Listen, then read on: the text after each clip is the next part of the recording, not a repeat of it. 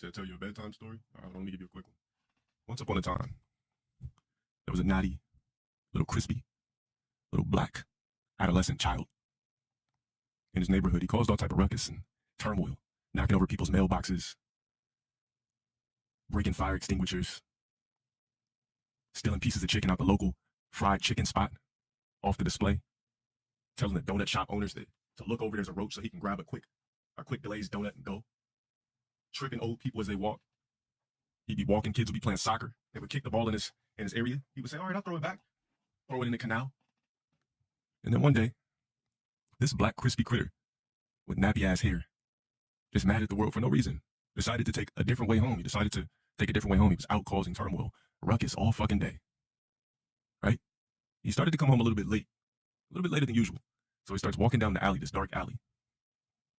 And he hears a noise and he goes, he's like, the fuck? He starts looking around. He thought it was a dog eating on an old piece of steak that was just thrown out. There was a rotted piece of steak out there. He thought maybe a dog had slobbered it up.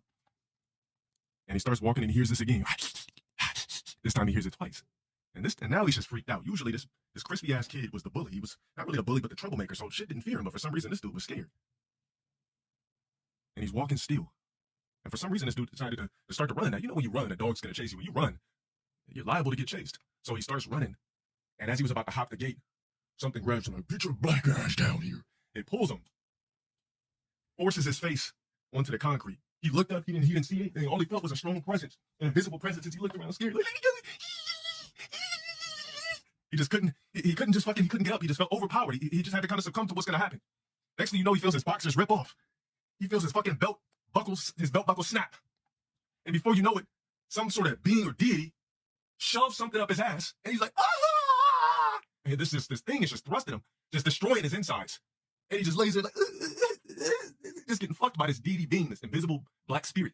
And then he wakes up in the alley 3 hours later, face down, side of his face full of gravel. Feels something wet. As he gets up, he's in a puddle of something.